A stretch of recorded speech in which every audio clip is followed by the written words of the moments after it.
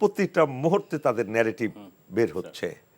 এই বর্তমান অন্তর্বর্তীকালীন সরকারের সময় একটার পর একটা এরকম ন্যারেটিভ আমরা বিভিন্ন দলের কাছ থেকে শুনছি।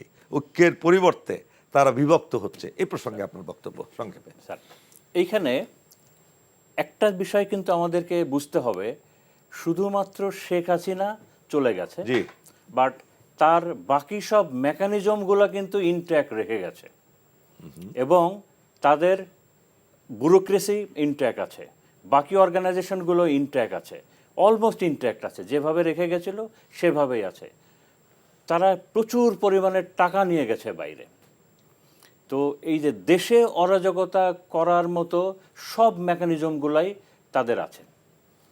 এইখানে আমার ব্যক্তিগতভাবে সাজেশন থাকবে, আমরা বিশেষ করে এই ইন্টারিম গভর্নমেন্টের প্রতি সবার আগে আমাদের ব্যুরোক্রেসিটা ঠিক করতে হবে।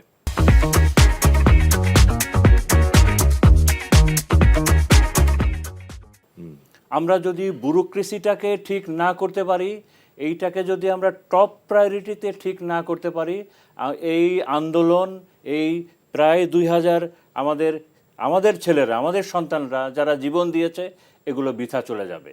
শুধুমাত্র এই একমাত্র যদি আমরা ব্যুরোক্রেসিটাকে ঠিক না করতে পারি। তো এই বিষয়ে আমার কথায় আমি তো দেখলাম ওই দিন পত্রিকায় বাংলাদেশ ব্যাংকের যে 8,000 কোটি না 9,000 কোটি টাকা যেই হয়ে গেল, 9,000 কোটি ডলার তাকে যে ওই কিভাবে নিয়ে যাওয়া হলো, এটার সাথে সরাসরি ব্যাংকের তৎকালীন প্রধান তাকে কি বলা হয়, গভর্নর কি আতিয়ার সরাসরি জড়িত।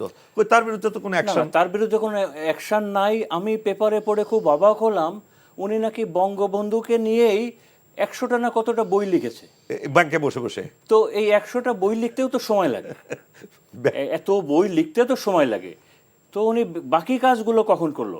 Sir, coming to the point, তো এই ব্যুরোক্রেসিকে যদি আমরা ঠিক না করতে পারি, আমাদের এই 24 আন্দোলন আমরা ঘরে নিতে পারবো না।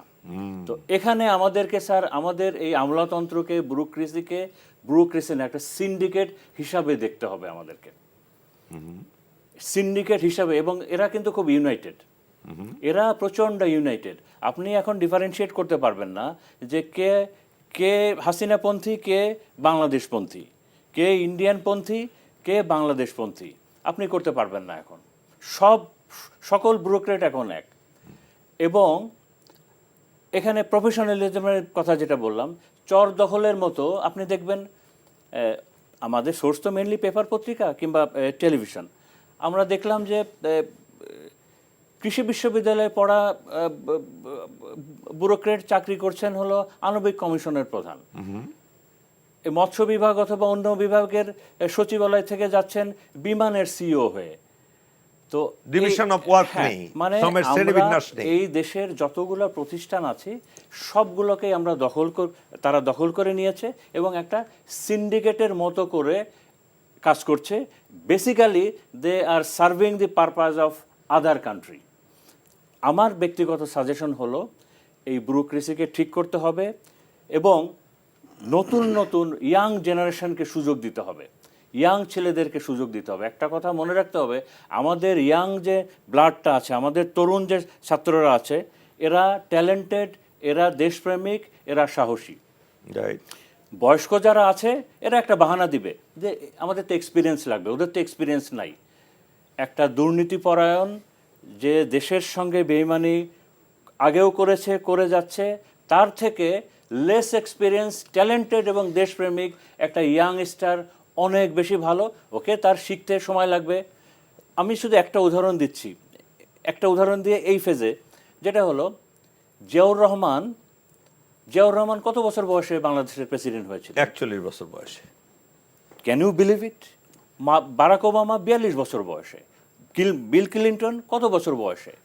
তো আমাদেরকে একটাই মুক্তির পথ, যেটা আমার কাছে মনে হয়, এই বিপ্লবকে আমরা যদি আমাদের কাঙ্ক্ষিতভাবে সামনে নিয়ে যেতে চাই, আমাদের তরুণদেরকে, ইয়াং ট্যালেন্টেড তরুণদেরকে সামনে নিয়ে আসতে হবে এবং ওই যে ষড়যন্ত্রকারী যারা আছে তাদের পেছনে আলাদাভাবে না, তাদেরকে সিন্ডিকেট হিসেবে ট্রিট করে তাদের পেছনে ধন্যবাদ। সবাই মিলে রাখতে হবে। Thank you sir.